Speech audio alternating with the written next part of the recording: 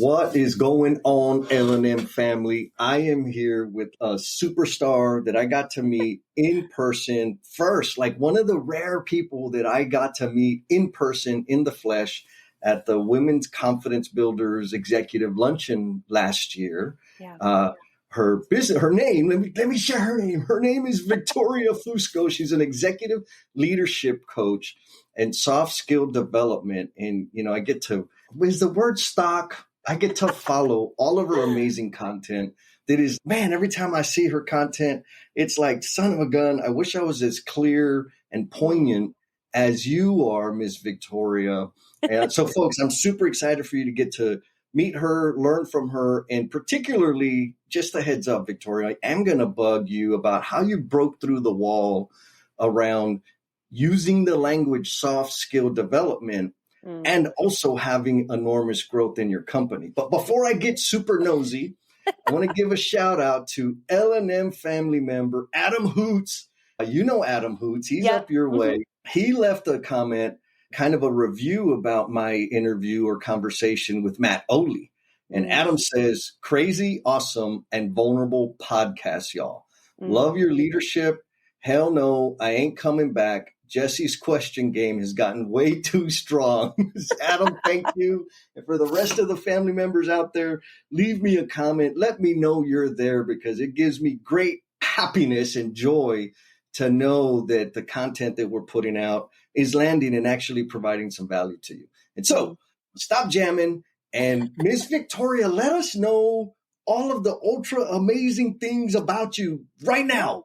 Thank you. Thank you. Well, I'm excited to be here. I was stoked when you asked me, because I also follow you on LinkedIn, and seeing all your posts and podcasts and just the people that you have guests is amazing. So I'm really thankful to be here. But my name is Victoria Fusco. I own the Leader HQ. So like you said, we do soft skill development, leadership development. We deal a lot with middle management, executives, but we focus mainly on more effective communication, better delegation, and just overall connection to the people in your company. We also believe that leadership is not just siloed for the executives, but it should be for every single person in the company, because ultimately we want to create a ripple effect of positive change in our kids' lives and our people's lives outside of the workplace. And that's really how you create a company culture, which is that buzzword that's happening now.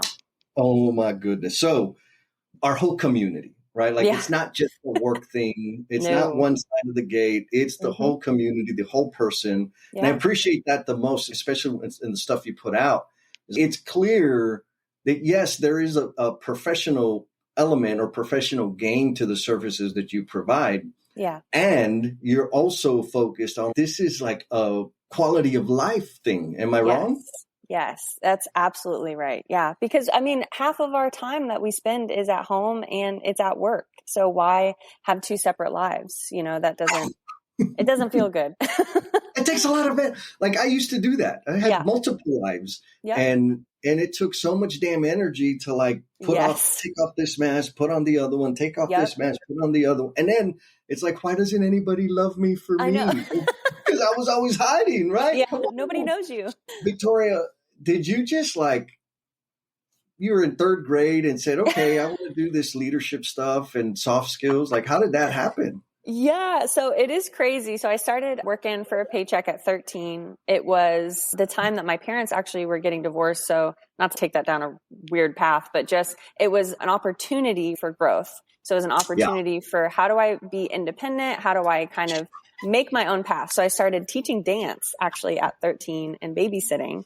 And that led me to being able to kind of be the assistant under a woman who owned multi-location dance studios at 16. So it's pretty much like getting that hands-on experience of being an entrepreneur and what that meant and what was required to be successful in that, which I think is a really great point to make, what is required, because it was a lot of work. And then that happened till 18. And then I just kind of knew after getting a taste that I was going to work for myself at some point, doing something. I just didn't know exactly what that was. And so at 18, it started as events and entertainment, which turned into marketing and events for client success and small business. And then 2020, I just realized that the real problem with my clients and my own team at the time was team dynamics. It was connection. It was that soft skill kind of like connective tissue that a lot of companies didn't focus on, right? They focused on what I was doing, marketing, sales, outside, flashy marketing. And they were focused on, let's get a business coach, let's get HR. But there was this gap that was happening where it was like, how do we actually create loyalty and increase employee retention? And so, long-winded answer to your question, 2020, burnt everything down and rebuilt it, purely coaching, purely virtual, some in person. And it's just been a journey from there. So. Oh, girl. I don't know if you know, but I gave the shout out to Adam. So I get extra nosy, and you have license to tell me like, bro, you need to back off. But in the interest of the L&M family member out there, that because everybody wants to know how. Right. And I feel like how is ultra important, and we're going to get some of that. But like, why and where did that skill come from? So I'm going to be nosy. Okay. We talked about, or rather what I heard was the way you found the niche or the value that you're providing now was through observation. You got to see the way people work together or don't work together, all that funkiness that happens. Yeah. You also mentioned that you experienced some hardship. You got to see your family come apart. My guess or my assumption is something that was you experienced, we'll call it a trauma, built some skills or instilled some skills within you in terms of observing and studying the way people interact. How off base am I? Oh, not very off base at all. There's a lot of things. Yeah. So a little bit of background for as far as like trauma, but for me, a lot of it was actually in relationships. So I learned it was almost like same man, different body, just like over and over and over again. And I finally got to this point where I was like, I know it's funny, but I finally got to this point where I was like, okay, instead of it's why me, it's I'm making these decisions, right? Like I'm letting these people in my life, I'm allowing this to happen.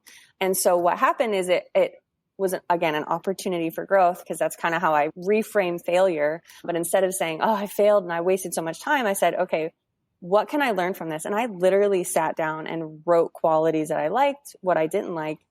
And the big lesson out of that is I'm allowed to make decisions for myself, and I'm allowed to ask not, do they like me, but do I like this? Right. And so that same kind of theme, I think, is a big player in soft skill development, because it's just allowing for people to make their own decisions and to be independent. We don't want codependency. We don't want manipulation. But unfortunately, a lot of times that's what happens in corporate businesses, and especially in small businesses, because everybody's wearing multiple hats.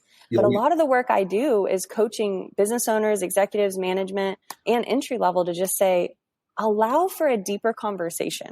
Ask the better questions and be okay with whatever someone has to say. If they say they don't like it, don't take it personally.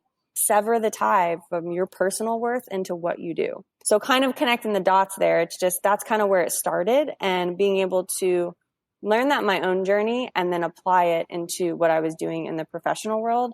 It happens so often, that kind of, I hate the word victim mentality, but that why me instead of do I actually like this? Just empowering yourself to say, I can make my own decisions. Totally. I'm feeling it because I'm a proponent of the thinking that I contribute 100% to every success and every failure that I have. Now, that doesn't mean that it's my fault or it's all because of me that I get all the credit. Yeah. But I did contribute in some degree. Yes. It's okay to own it. Be proud of yourself.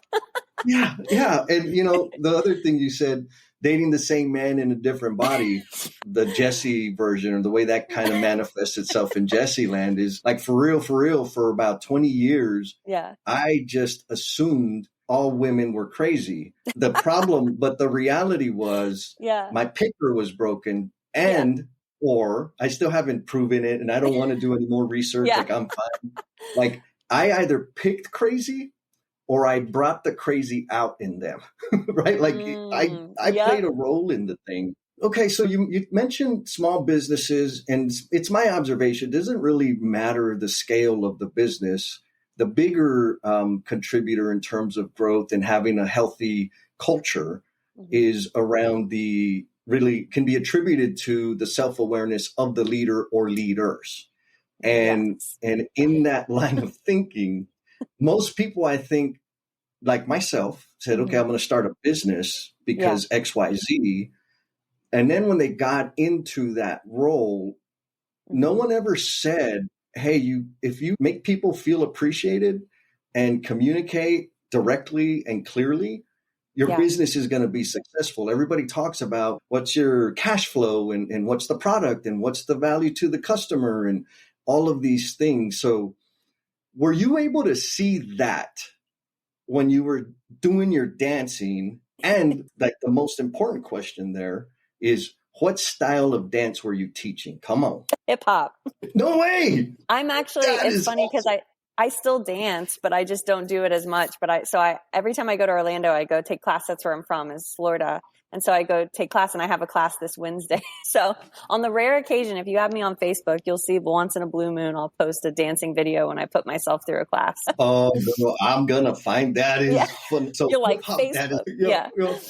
Now, can you share a story when you were babysitting and doing it? Because like early on, and the reason I'm picking at this is I want people to understand that these human dynamics, the observations that we make by just doing life are 100% relevant to establishing a business, leading a team, growing our influence within the industries and communities that we serve. So can you share a story or example when you were babysitting or running your dance lessons, that lesson stuck and you carry forward and teach the professionals that you serve now?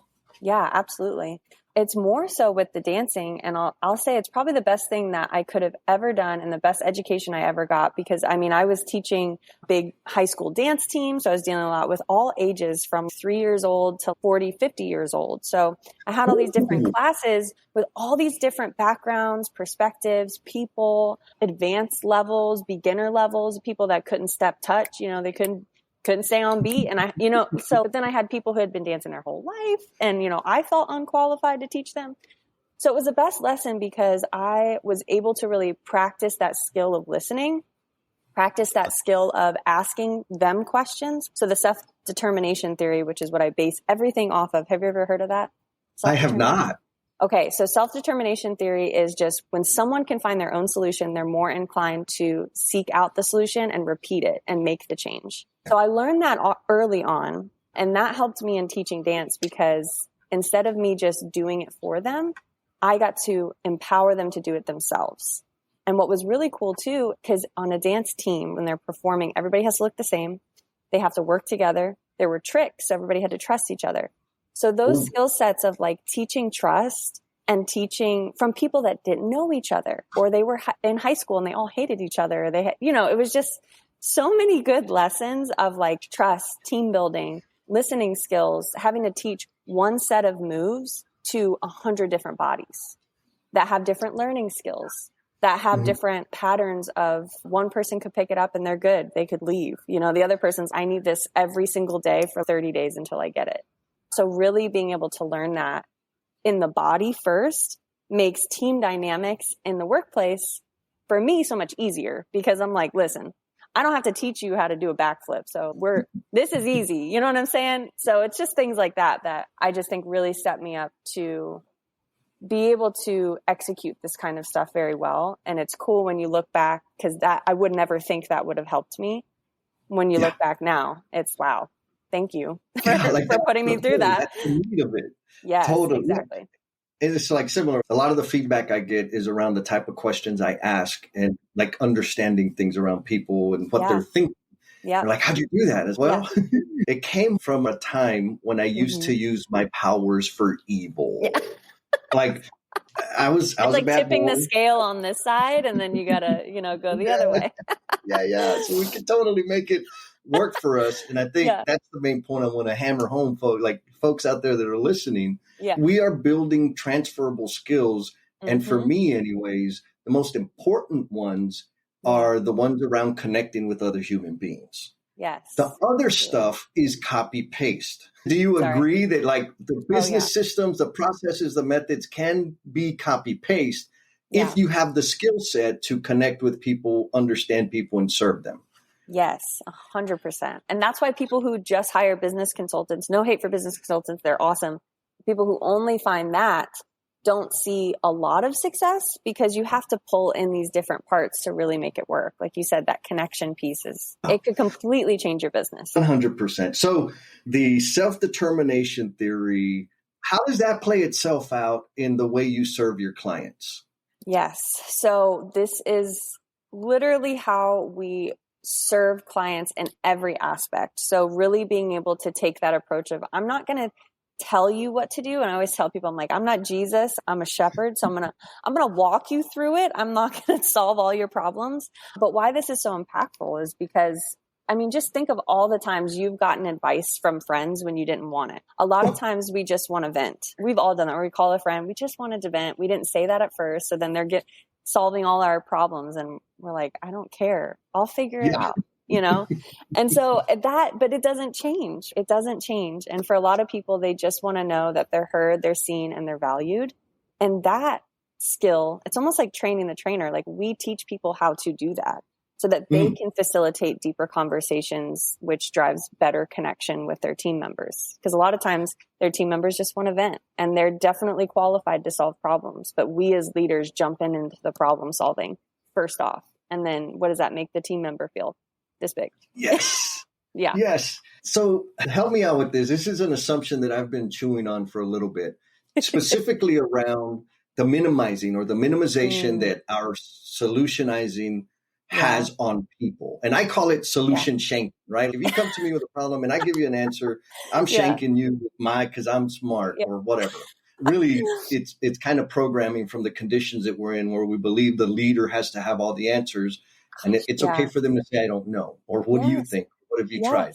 Better now, that way. What I think I see is when I respond to somebody, giving them my super awesome advice, right? My genius solution to their thing is I think they're experiencing judgment. I think that they feel like, oh, that person just assumed that I'm a dodo head and I don't have the agency to work through this thing. Absolutely. So because they're judging me, that means they don't like me. And because they don't like me, well, hell, I don't like them back. What do you think? Is that too elementary? No, everything that we experience when we're younger, like it completely translates to the workplace. That does not change. It really does not. Like how we learn, how we implement, how we interact with people, that minimizing, the best way to lose your team is to solve their problems. Like 1,000%. And it's the longer path. That's why a lot of people don't take it. And that's why a lot of people aren't successful in team dynamics because they're not willing to do what is required and they're not willing to take the long path. So next time someone says, how do you do this? Ask a question, offer an opportunity, open the conversation and take some time because at the end of the day, your people are qualified and we just have to empower them to be independent problem solvers. Yeah. Which is easier said than done. It's work. It's an investment, right? Totally. It is and it's a tough one. Oh yeah. Time investment, energy investment. The return on it is like problems. Flat and let it dip, let the production and efficacy dip. Because when it comes back up, it's a straight line up, right? When the people, when we help our people build their agency, their comfort with autonomy and exercise their critical thinking, the return on that is enormous. Oh my gosh. So you said long-term, right? The long path. Yeah.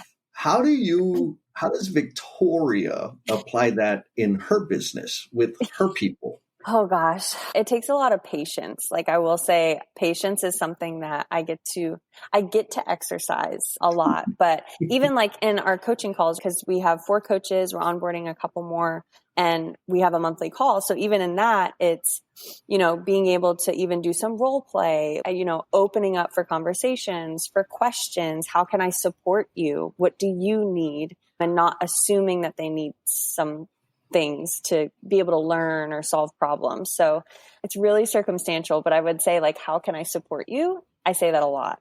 And I always tell my clients to say that too, if they don't know what else to say. Oh, how do they respond? How do your clients respond when you say, ask this question, how can I support you? It's half and half. Some of them are excited. They're like, wow, that feels great. I can lean on that. That's a great resource. And the other ones are like, well, my people don't know how to support themselves. So then we have the other side of it. I know where we have to kind of be like, well, yes, they were hired to do a job. We have to allow them to do their job. So I get kind of two sides of the coin. Yeah. I don't know if you've heard of the emotional bungee jumpers. We have the online community where we're helping people kind of deal with these, like actually practice these things. Yeah. And we always have a monthly challenge. One of the monthly challenges was to ask at least 3 people, how can I better serve you? What do you think about that? How does that land? Yeah. I love that, because it's like, you could say, how can I support you? But then it's, how can I serve you, really puts you in a position of, it's like the support versus help. Like, how can I help you? Well, don't ever say that. How can I support you? How can I serve you? Like, just deeper connection to say, I am here for you, not the other way around. Oh, exactly. And so the interesting thing is the group is like some courageous, radical people that are willing to sign up for something called emotional bungee jumpers, right? Yeah. A few of them asked the question, but they changed the words. And they admitted, they're like, it was just really uncomfortable to ask, how can I serve you? Really? I was like, that was the point. Yeah. They say, how can I help you? You're like, no. The whole point is serve. That's awesome. Now, the people you have, how often do they come back and say, I asked them, how can I support them? And they're not giving me good answers. Do you get that? Or they don't know how to respond to that question. Do you get that ever? Yeah, we get that a lot, because a lot of times, well, most people don't act like this, right? They don't ask these questions. They don't lean into this. So it is a new concept for a lot of leaders and managers, and even entry-level people asking their leaders that, how can I support you? So a lot of times we get back, well, they just didn't say anything. And so what I recommend is say, okay, that's okay. Think about it. Come back 48 hours later and give me a couple different solutions that you're weighing, and I'll help walk you through. So being able to make it, again, sitting in that facilitator seat versus the problem solver seat, you're being a guide, because the definition of leadership is to guide and inspire. It's not to solve all the problems. Oh my goodness. Yes. Google it. Look it up. In the dictionary. Yeah, I promise I'm not lying. Yeah. So you touched on it, but I'm going to pick it a little bit more. Why do you think we respond to, how can I support you or serve you? Like when we're being asked that question, why do you think people kind of like, oh, I don't know. Like, why do you think they get back on their heels?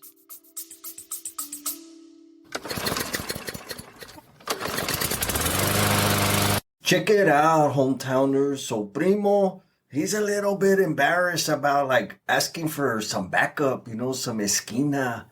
And so I want to hit you up, and like if you're digging this content, pues give it un like, give it the stars, or leave a comment, But if you really, really want to see Primo like get all chiflado, like for the reels, hit him up on the socials, Holmes. Like if you give him a comment in the socials and let him know what you thought about the thing, pues he's going to light up. But only do it if you mean it, because, you already know how Primo is. Se cree mucho el cabrón.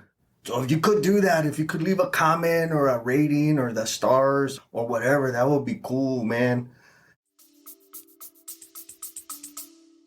I think it's because it's, 1, it's gentle, 2, it's kind, and 3, it's sincere. And so I think a lot of people aren't used to those kind of interactions with people, especially in this day and age. It's so transactional. Everything's virtual. So it's really hard to understand if you're doing that in person. It almost feels like vulnerable. And so then people are like, no one's ever asked me that before. I don't know. How can, they don't even ask themselves that. So being able to answer that, they go through tasks instead of more emotional support. It takes a little bit longer. And I would just encourage people, just keep asking that person, how can I support you? Come back in a couple days and let me know. It's hard. Yeah. No, it's so rare that we don't know how. In my head, it's kind of like, wait a minute, you're treating me like a human, not an avatar. Yeah. Hold on. What happened here? Like, I don't know how to answer this question. Yeah. Just start crying. Oh, I'm glad you said. How many times have you been working with somebody? And we'll just, for an anonymity, we'll say all the way back to when you were teaching people to dance to now. Yeah. How many times have you been serving somebody with your special gifts and talents, and there were tears involved? A lot. Again, it's that vulnerability where, because a lot of what we practice and what we teach is also self-leadership. And so, you know, for me, because of the things that I learned that I now implement with my clients, it's you have to get this right first before you ask anything of anybody else. And so with self-leadership, you know, it's emotional, it's vulnerable. I mean, even at our event, at that Women Confidence event that we met, my little time on stage, I went through my conflict resolution 1, 2, 3 thing. I had a couple people come up to me and they were emotional because they're like, I never thought about it like that. And that's such a vulnerable way to think about it. So that vulnerability, just if you can get it at the wrong time with somebody and you just have to, you know, let them get it out. Give them space to feel and be where they're at. So vulnerability, I'm a huge advocate for vulnerability. Yeah. I didn't know that I did it until a bunch of people told me you do vulnerability. I'm like, what is that? Anyhow. And so my most vulnerable times are when I'm on stage. And here's why. So I got to MC that event, which was like super awesome because there were hundreds and hundreds of baller professional women. Like oh my God, I hope I don't get thrown out of here. Almost 500. Yeah. You were very brave.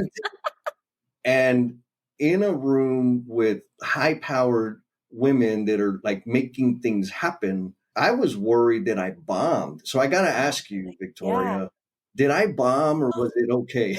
No, you did amazing. And it's fun because a lot of times when you go to things like that, like luncheons, or it's really stuffy. And so being able to have somebody like you that's like full of energy and it's lively, it makes it less like eyes glazed over, you know, especially during lunch because you're eating and you're sitting and you're sitting for an hour and it's like words and this and this and that. So no, you did a great job. Thank you. Thank you for that. You're welcome. I had fun, but you know, it's kind of hard to tell. Now, so you're running your business. And that we keep talking about the Women's Confidence Builder. There's some other amazing women that are associated with that movement. Who are they? I think I might know them. Yes, you know a few of them. Christy Powell owns it. So her and Angela Gardner actually own Women Talk Construction. And then Christy started Women Confidence Builders to just help bring women together in a room and teach the younger generation how women should interact with each other. Unfortunately, a lot of times women at all ages, we just have this kind of jealousy thing going on and we're kind of taught that. And if you're in the wrong environment growing up, you're really taught the wrong way. And so the goal is for Christy to be able to just empower the next generation to support and love each other. And that just because the next person is winning, that doesn't mean that they're your competition. It means they're your advocate and they're your goal and inspiration and you want to attach to that person. Oh, amazing. And you're a big part of the organization. You're like on the board. Yes. Right? And y'all are doing beautiful, amazing, phenomenal things. Thank you. And what came across, like what I got to feel and experience in that space was exactly what you're talking about. It wasn't competition. It was collaboration. Yeah. And I'm like, son of a gun. Okay, there it is. This is what it feels like and what it looks like when people come together to celebrate and support one another. Yeah. And if there was somebody there that was like of the competitive mindset, right? And I say competitive from the perspective of where I used to come from. I love to win. It used to mean I'm going to beat your ass. That's not the dance world too. Same competition. Like, that is not the same as let's win together. Let's collaborate, learn from each other, speak into each other's lives and go forward. And so my point is, if somebody was at that luncheon that had that mindset, they would have stood out like a sore thumb. Or they would have left. Right. What is this? Yeah. This isn't about I'm me. out. Yeah. Yeah, totally. Now, you mentioned Women Talk Construction. Yeah. They got the podcast, right? I got to be one of the early weirdos that was on the interviews. I just did one. That was awesome. Was it fun? Yeah, it was fun. They're great hosts. Like you, you're a great host. Really great asking questions. Yeah, no, they're awesome. Like, when they interviewed me, girl, because of their tone and just the air, They could have asked me for my PIN number and my social security number, and I would have given it to them. I felt like I was at home. I need them on my sales team. Yeah. Yeah. So they're on the socials. You mentioned that you were like, you kind of entered the work as an adult in marketing, et cetera. And so social media, you're on the socials. I know you're on Facebook. I know you're on Instagram. I know you're on LinkedIn. Where else are you? We have one video on YouTube. That's about it. But yeah, social media is Facebook, Instagram, LinkedIn, and then YouTube. So we'll maybe grow that. We'll see how things go. Okay. So we got to call the L&M family, right? I've got to give them some action. So they need to come follow you on Instagram, on LinkedIn, on YouTube. Let's watch the video and share the video.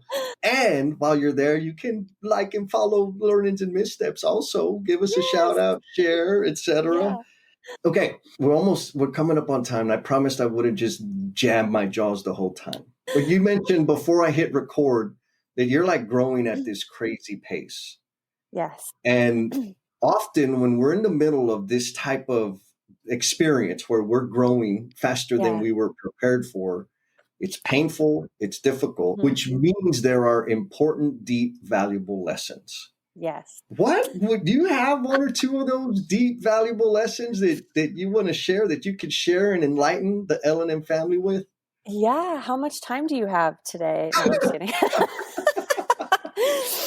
Well, so I think the biggest thing that I learned before, because I've had kind of exponential growth before, not quite to this level, but one of the main things that I learned then that I remembered to implement, which has helped this transition, is document your processes. Document your processes. That is how I created a curriculum, is actually just from documenting my process from past clients. And I realized I had a curriculum. And so this really helped, being able to pull on past processes to edit and adjust instead of creating from nothing. So document your process. If I could pick one, that's the one. You know, it doesn't sound sexy, but yes. It creates so much more time on your calendar that's gifted to you by just saying, oh, wait, how did I do that? It's almost like SOPs. Just create a quick one, make a note, put it in a folder. I love it. And it doesn't have to be like big, super detailed. There's not a minimum word count. Bullet point. Just get it out of your head. Bullet points, yeah? Yeah, absolutely. I Very helpful. I know we need to do that. It's a hard thing to remember. Yeah, you're right. It's not sexy, but it helps. Absolutely. Okay, so I got the big question. And I'm really curious about what it's going to be, because you have been extremely impactful, and I think you'll continue to be. What is the promise you are intended to be? The promise I'm intended to be? Yes, ma'am. What does that mean? Like a goal? Oh, this is such a big question. Yeah. Give me context. Okay, context. I believe that we're all blessed with gifts and talents. And our purpose to be here on this rock is to share those gifts and talents with others. The process of sharing those is that promise. Okay, I got it. Thank you. My brain's, what was that?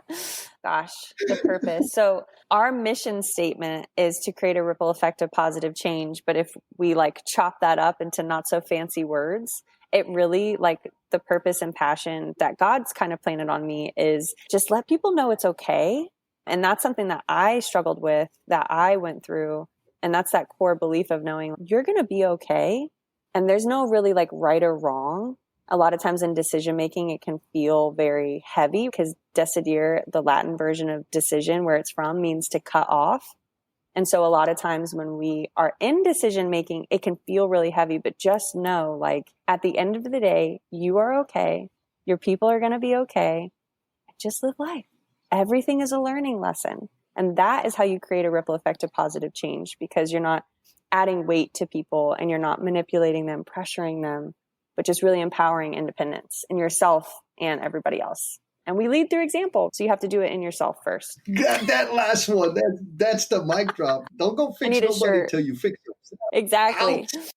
Dang, you stuck around all the way to the end. And I hope the reason you stuck it like all the way through was because you were getting a lot of value out of the conversation. I always get at least one, most of the time, a handful of good nuggets, good ideas, good perspectives that I can take and apply into my life going forward. That's the whole point. I want to share that with you guys and also highlight the amazing people that they are. And I want to end this by saying, if you feel like you've been living out a script that was written for somebody else, and you feel like you're in the wrong skin, I know that life. And all I did was numb myself to make it through to another day, which if you're there, you know how hopeless that feels. I want to recommend that you check out Becoming the Promise You Are Intended to Be. The stories in this book will help you know that you're not alone. They're my personal stories, like the real stuff that I went through, and I'm sharing them because it helps keep me sober. It helps me contribute my gifts and my talents in service to others. It helps me turn my failures, my shame, my embarrassment into something useful and positive. So check it out. Be kind to yourself, be cool, and we'll talk at you next time. Peace.